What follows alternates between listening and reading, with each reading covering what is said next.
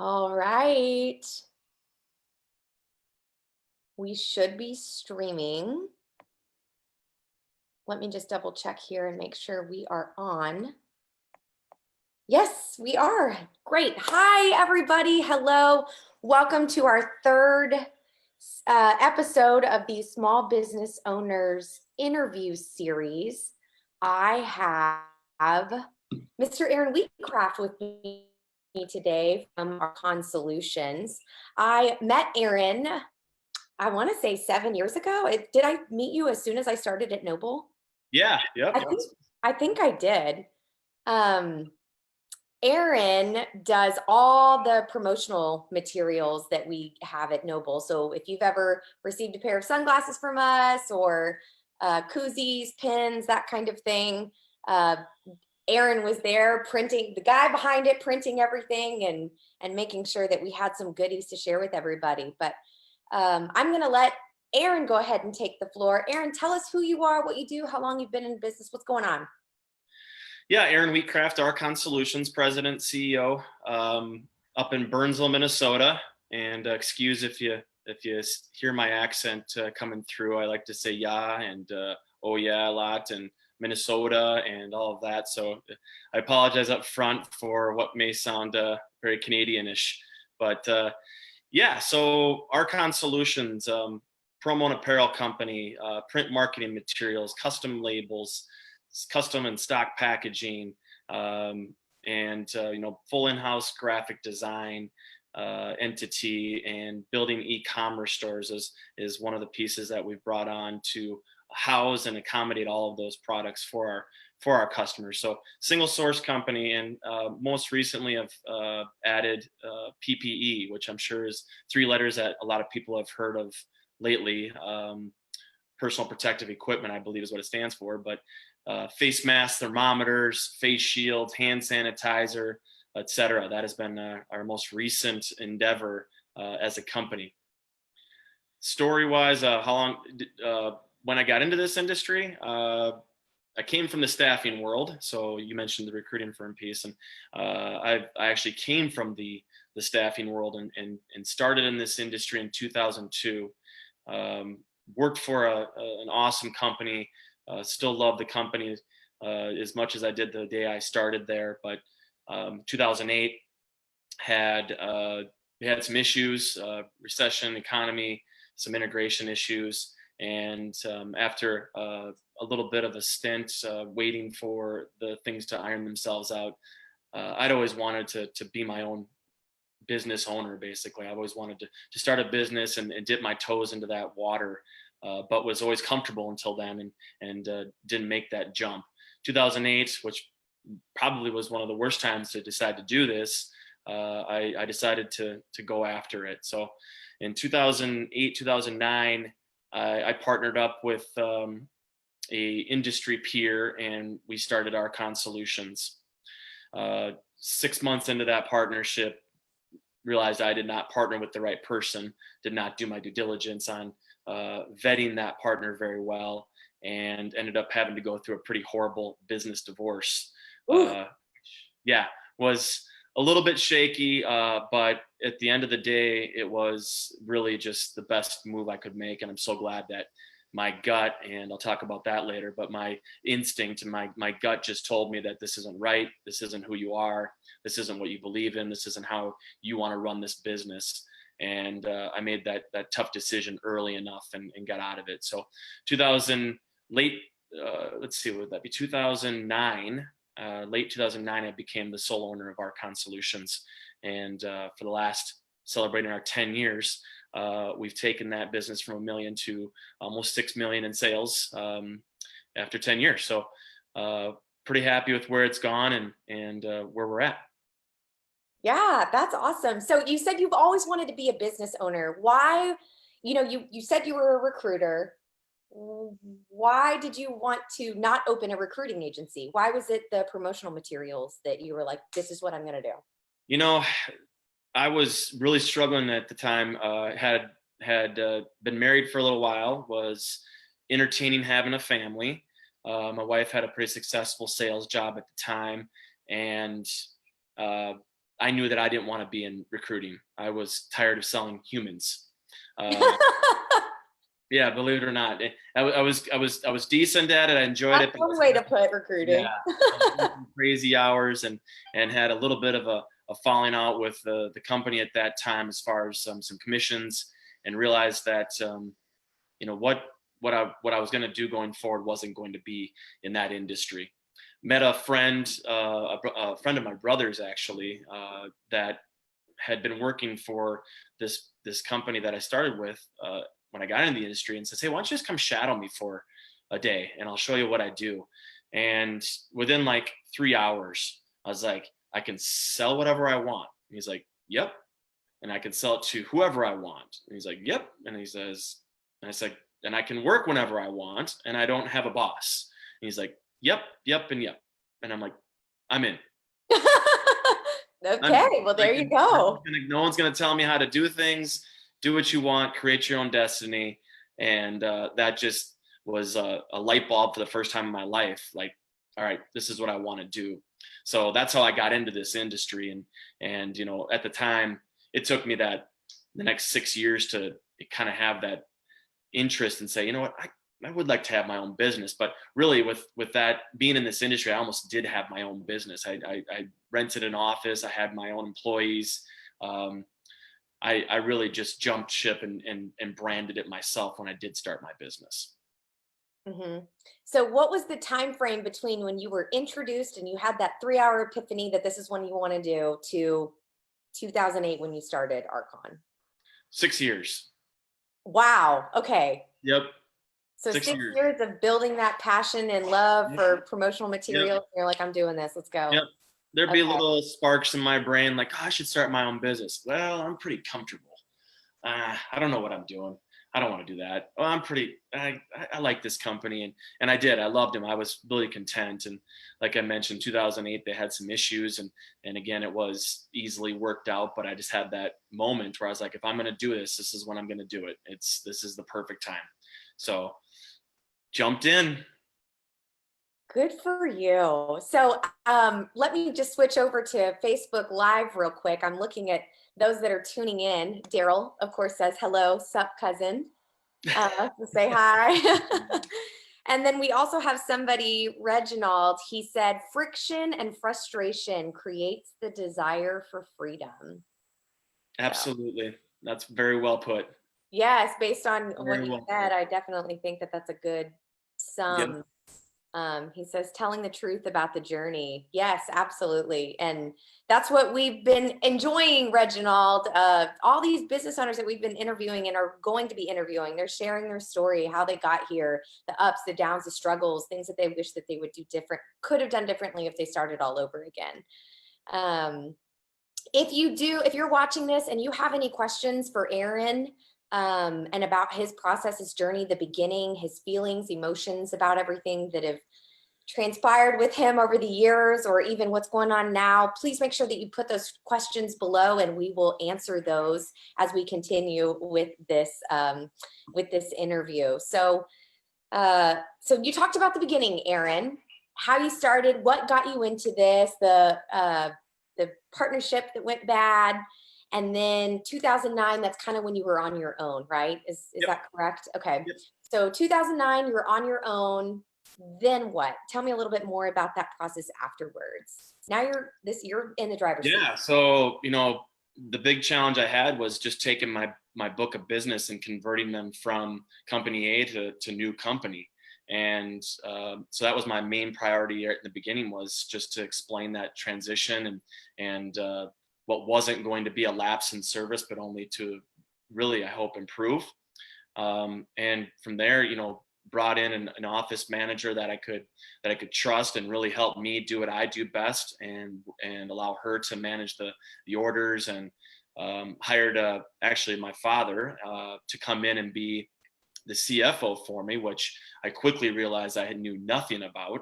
I was just a dumb sales guy that thought, oh, this is easy. I got the sales. What is so hard about this? So spent like the next year cutting my teeth on that stuff, brought in a couple good people, added a sales rep. And then from there, just really started to focus on day and night, like a child, like raising a child, and really just focusing on growing the business, hitting sales, marketing, exploring verticals, associations, working 24/7, and just constantly trying to develop and network relationships. Would you say that that was your focus, is networking then? What was your focus as you started? And how did you know that you were ready to start hiring people? Yeah. Well, I knew that I was ready to start hiring because I'd taken some advice from peers and in the industry, like, hey, what's the magic number? Where do you want to be? What should I be at? And that right around that million in sales mark for our industry is where you become consumed with placing orders rather than prospecting.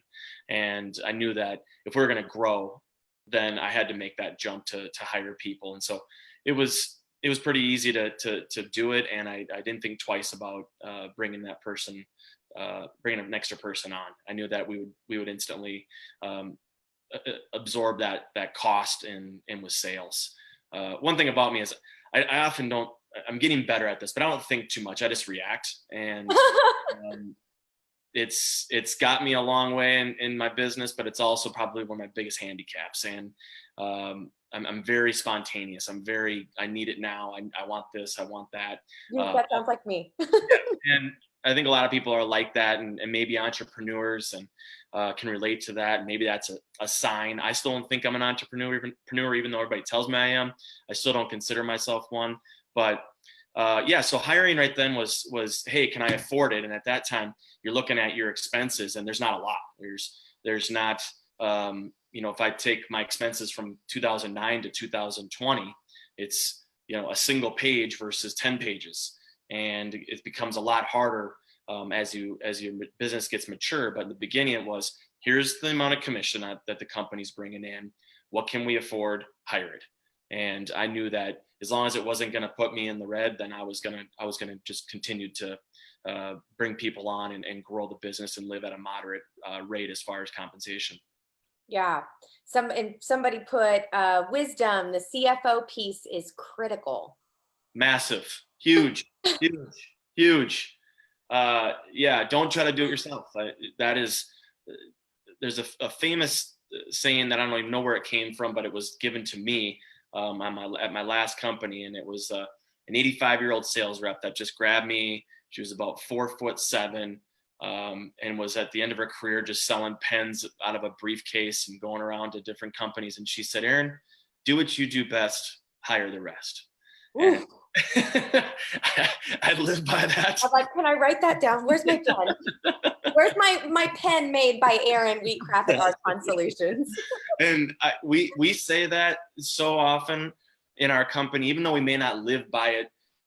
There's plenty of times where I'm like, you got to do what you do best and hire the rest. And one of the things I can't give enough praise to anybody on or to enough people on is get a CFO, even if it's a contract CFO. You don't need to have a full-time employee. I was lucky enough to have my dad, who just retired, and he came in and basically just part-time worked in the books, and I got to spend a lot of quality time with him before he officially retired a second time. But after that, I still don't have a CFO on staff. I have an accountant that is my CFO that comes in every month, closes books, gives advice.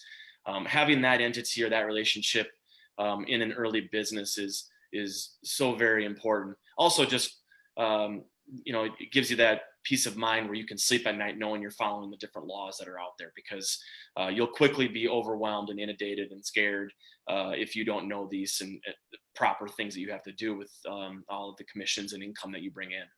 Right. Yeah. I just let me just preface by saying I'm so bad at math, money, budgeting. I'm like, what is that? I don't know. And so that's definitely been a piece that I'm not trying to be a master at, but I do want to understand the lingo. Like just a couple weeks ago, I learned what a P&L is, or I'm like, what is that? But I want to have the basics down so that when I'm ready to be in that position, I can hire someone to do it for me, but also know what they're talking about. You'll understand it. Yeah. Yeah. So unlike cousin Daryl, this didn't come natural to us, and this lingo, it isn't something that I wasn't familiar with at all. It scared the hell out of me, and to tell you the truth, and really I kind of faked my way around it, like I did understand it, and then I had a realization that, you know what, Aaron, you just need to get better at this. I started listening to podcasts. I really started asking a lot of questions, and 10 years into it, I still feel like I have a basic understanding of the finance piece of it. You have to remember, I don't know if you know this about me, but I was a forced hydrologist when I came out of college. Like, I really have no business background at all. Zero. okay.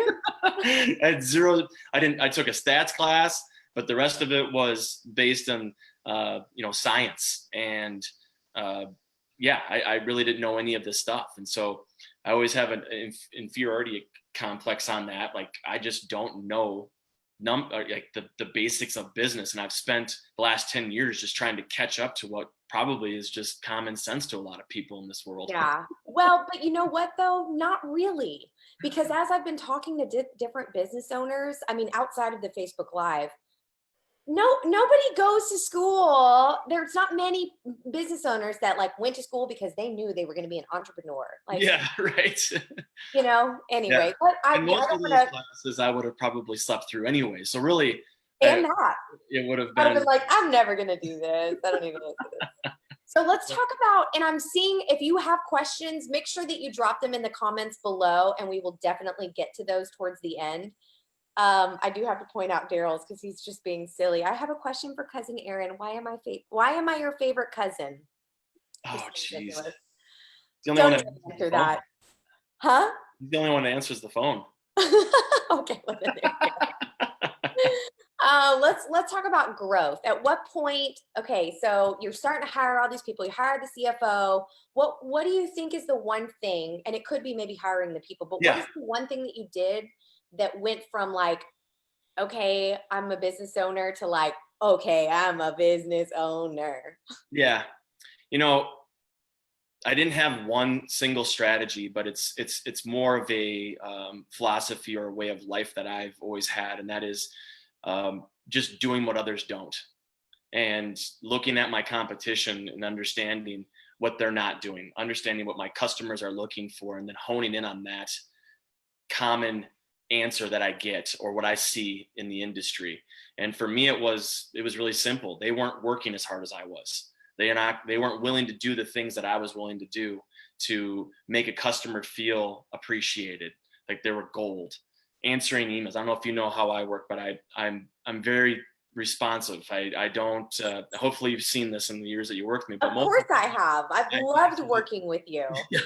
I answer emails, phone calls, texts immediately. I've never liked that on my side, so I took a stance of how do I like to be treated. And I honed in on it and said, this is what I'm going to do as a business. This is going to be our core philosophy as a company. And that is do what others don't, working late, working 24/7, answering the phones. When someone calls, answer it. Don't let it ring more than once. Answer it. Handwritten letters instead of emails. Gestures on showing the customer that you care outside of a really standard thank you gift or something. Sending something that is really specific to that customer. Just things that just other people wouldn't do. I mean, really, it's as simple as that. They have a choice. They have to choose company A or company B, or maybe company C that just came in and wowed them. I have a case history with that just recently with this COVID piece. Huge company, massive insurance company. Some lady got our name and said, I heard you have hand sanitizer. I responded within like 15 seconds of that email coming through. She asked a couple questions. I had quotes back in her inbox in like 15 minutes. She asked another question. I responded. It was like 8:30 at night. I jumped on. I'm like, I got to get this. I got to respond to this. Responded to it immediately. And she's like, I am not used to somebody doing that for me. And it is so appreciated that I'm going to add you to our vendor list. And within 2 days, I had at least $30,000 in POs from this company. And it's just a reinforcement. Like, what salespeople aren't willing to do or aren't willing to take that extra step. They work for somebody they don't like, or they don't believe in the company, so they just let the email go until the morning. It's like all of those things, being proactive instead of reactive. That was another piece. Like, just taking that and just saying, this is how we're going to do things. And from there, it became a referral situation. We're taking referrals. People are saying they're out there doing the selling for us because we've treated them like they want to be treated. And they're like, hey, I've got a company you need to work with. Or, hey, where'd you get that cool product? Let me tell you about this company. You need to work with them. Just down in Texas, just from cousin Daryl and cousin Lath down there, the referrals that came in from those two and all the customers that I worked with, it almost warranted opening an office in Texas. So it's summarized in that's really that one phrase, and that's just do what others don't. Customer service. In fact, somebody put customer obsession is number one, and that's a perfect word. Like being obsessed about it. Yeah, it really is. It really is. Yeah, definitely something that I think every business owner should focus on. And just to couple out that, if we got the time, go ahead. One of our core values too was to be diverse, and diverse in many industries, not industries and types of products. It created a lot of work for us, but it also has built this base where we've been able to grow no matter what's going on in the economy. High gas prices, a recession in interest rates, or realty or banking, trucking industry has an issue with a shortage on drivers, whatever it might be. Having our customer base be very diverse has allowed us to continue to grow throughout those 10 years, not being reliant on one industry. There's probably about 5 to 10 different scenarios throughout those 10 years where we all just looked at each other and just did an aha moment and said, man, if we would have been banking on that one vertical, we would be in really, really bad shape. And that's kind of what's going on with this COVID thing. We could be in a really bad scenario, which we are. It's not great. I pointed out to you, we're in about a 70% decline in our standard business, but we're also 1,000% up on PPE, being flexible, being nimble to just grab onto that opportunity that's right in front of you and adapt in a time of crisis. So those things, just really all of them kind of couple together. So I apologize, I'm kind of long-winded here, but it's just not a single thing that really can point to why we've been successful as a company. Yeah. Well, since we only have about 6-7 minutes left, and we do have a few questions I want to get to. Sure.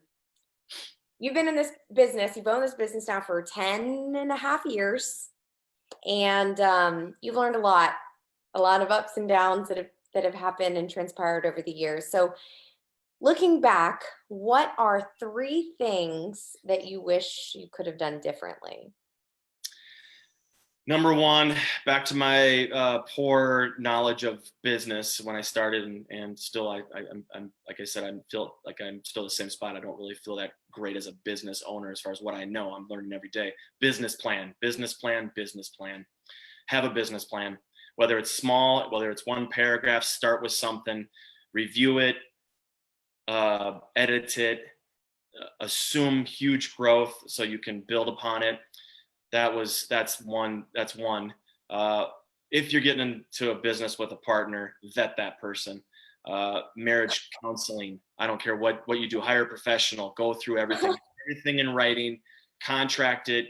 Don't assume anything. That is a massive situation that I wish I could go back and do. Be calm. Don't overreact. Verify and trust. It's very stressful and easy to let emotion get the better of a situation, and take the difficult information, count to 100 and react accordingly. Verify and then trust your decision to move forward. And the last thing I would really go back and tell myself is hire slow, fire fast. I've heard that one before.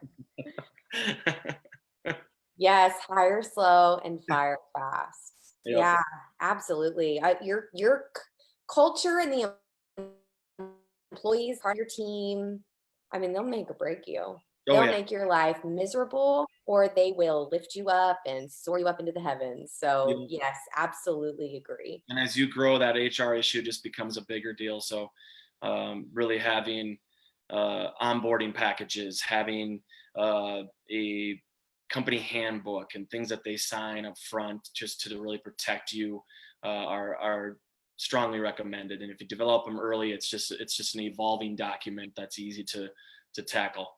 Hmm. Yeah, those are really, really good tips. What have you learned about yourself now that you're a business owner? Yeah, this was the toughest question for me. Like I really Oh, struggled with this one. It was tough, but I came up with a couple things because it was like it was really obvious. But then I was like, gosh, what else have I learned? Like I really spent a lot of time on that because I thought it was a really good question. Um, I think the number one thing I've learned is to trust my gut instinct. Like when I know something's gonna mm, work, it works. And when something doesn't feel right, I have to explore that and find out why that doesn't feel right. You started this business, I started this business. When it's right, it's right, and you've got the passion behind it. But when it just doesn't feel 100%, there's something there that's ringing in your head. And like I had with my very first partner, I couldn't sleep for 3 months. Like it was, I kept fighting that instinct. And at some point, I just woke up, walked down the stairs, and I wrote like a Jerry Maguire memo that just listed out everything I needed and demands to make this partnership work. And it's like, if I didn't trust that gut instinct, it would have been another 6 months or a year, and things would have been a lot harder. And since that moment, I've really just, when I feel it and it doesn't feel right and my spider senses are tingling, I either deal with it and find out what it is, or I go full speed ahead if it's good to go. Um, I learned that like I mentioned earlier, I didn't know anything about running a business, that's for sure. And I'm sure that you've probably heard this from other people. But I've learned to absorb, take in information, constantly learning, finding new people to motivate me. It's just don't take it on yourself. Like that's what I've learned is like there's just so many resources, from peer groups to podcasts to people like yourself that are there to help inspire and guide you along this path. that's really good. Trusting your gut. I went through lots of things, and in college I had this situation or whatever, but I learned in college to forever trust my gut, and I will never ever neglect it. And that's not just in business, that's in friendships, situations, going to the grocery store. I'm like, if something doesn't feel right, there's something there. And I trust it. And I think it's like this little guardian angel there to protect me. It is, and you just hone in on it, and as you get better with it, it guides you, and as you get more successful with it and understand it, you gotta count on it, and Yeah. obviously verify and trust it. But it's been something that I've really tried to adopt. Yeah, yeah, that's good. And then learning things constantly, which is why I'm doing these interviews, Aaron. I didn't know this story. For those that are watching, all the people that I'm interviewing, I didn't hear any except for Daryl, who's the very end. I didn't know anybody's story and how they started and the struggles, and I just know what they do. Yeah. I've never taken the time to ask the questions because it wasn't really applicable to me, I guess, or maybe Yeah, I didn't have an interest in it. But now I'm like, nope, I need to surround myself with people, and I need to start taking this advice and putting it into place now that I'm starting this business. So, yeah, and anyway, that's something thank that you. business owners should be doing at all times, right? Surrounding themselves with people that are like-minded, and I don't do it enough, but the more that you do it, the more successful you're going to be. That's for sure. Yeah, yeah. Well, those are the only questions that I have for you, but I'm going to look back at the chat box and see kind of what's going on over Sure. here. I have my phone here to help me because they're not showing up on my news feed. Okay. Let's see, Clarissa. It says, looking back, do you think starting your business during a recession was helpful in the long run, or do you think it would have been way easier had you waited? And my situation was a little bit unique. It was, I had a book of business that I brought over. So as far as risks go, I don't think I was even aware that there was a risk, to tell you the truth. Even with the recession, it was just the right thing to do at that moment. So if I would have been starting from scratch, like literally zero customers, and I just had this, hey, this is a great idea, let's get into the promo and apparel industry during a recession, I probably wouldn't have done that at that time. I would have waited. But with what I had already built those previous 6 years, it was really just flipping a switch from company A to company B, and making sure I retain the customers from there. But it being diverse, again, the recession was, I did look at that and say, all right, what part of my book of business is recession proof? And, I honed in on manufacturing, who still needed custom packaging, who still needed custom labels, who still needed custom print, business cards, letterhead, envelopes. My whole promo and apparel business was gone in 2008. I mean, it was just dried up. There wasn't trade. It was much like right now. Basically, trade shows were eliminated. Travel was eliminated. The budgets were eliminated. So I looked back and I said, lesson number one, be diverse. The ones that are not diverse are the ones looking for a job right now. And so, was it easier, harder start than 2008? No, I think that it didn't so much apply to me at that point. I like that. I think that also goes to don't put all your eggs in one basket. Yeah. Type thing. So Yep. yeah, love that. Okay. Do you plan on getting acquired by a bigger company on your exit, or is this a family legacy business for Great you? question. Great question. I think about that constantly. That is on my mind nonstop. I have 2 kids, both in high school.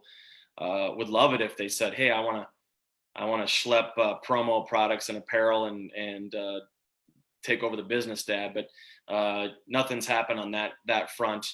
Probably would look at being acquired or bought out at some point. That's kind of what I think I'm building it for. Is that particular exit? But if it ends up, I'd be even more happy. So I'm looking at both scenarios, and whatever is the most viable in that at that time frame, I'll definitely entertain. Good. Robert says, great conversation and interview. Thank you, Robert. Reginald says, it gives you the data on what works and what doesn't, what industries yield more than others. Great diversity mindset. Assume huge growth so you can hit the target.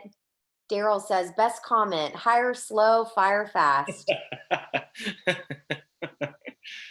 Robert says, huh? Hire slow, fire slow for a long time. If it isn't written, it doesn't exist. I'm assuming that's in reference to having a handbook. Daryl says, Aaron always responds and goes the extra mile, family or not. That's why I'm loyal to him. That is so true. Absolutely. That's really it. It's not rocket science. It really isn't. I mean, people try to overcomplicate this, and I hate to give my secrets away, but they're no secrets. It's just do what you're supposed to do. Right. Aaron says, hi, Aaron. I love that you mentioned customer retention. This is what makes businesses thrive and stay alive. So Absolutely. yeah, customer service. In fact, the guy that I interviewed last Thursday, Nathan with Boost Pilates, same thing. He was like, it's not hard, guys, to give good customer service. Yeah. It's not hard. So I'm interested to see if every single business owner says the same thing, because all the ones that I've interviewed, like I said, they've all are pretty successful, lots of employees, lots of locations, been in business for a long time. I'm interested to see if they all say that. Yeah, it is weird. You'll start to see trends with. I am. Great analytics for sure.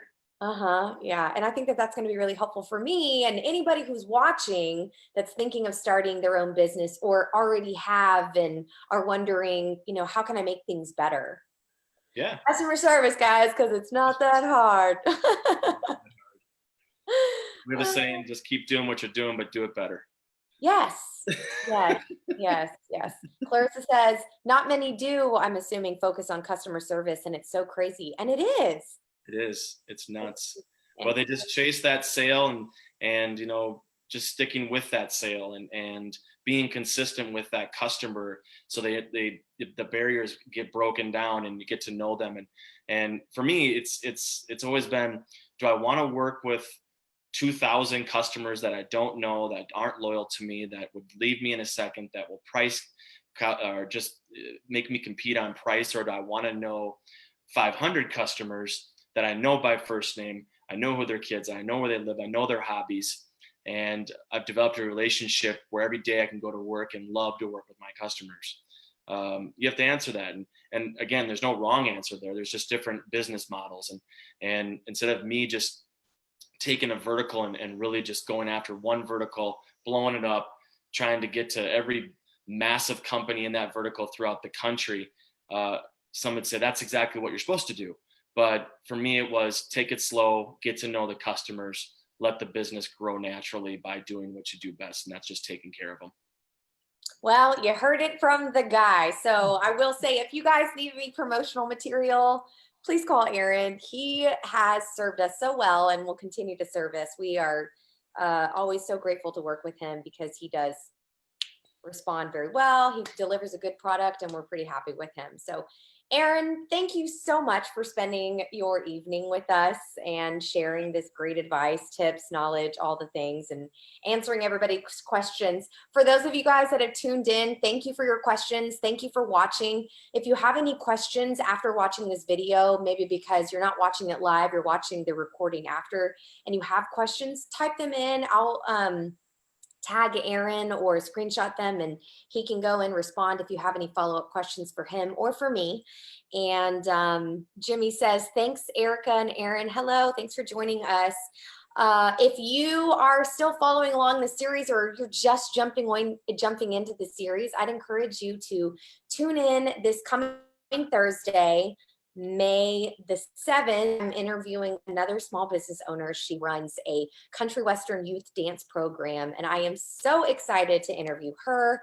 Her kids travel all over the nation performing these adorable country and western routines, and she has 4 locations, I don't know, 300-400 kids involved in this program, and she's been very, very, very successful. So I'm really excited to meet her. That's or speak with her May 7th, 7:30.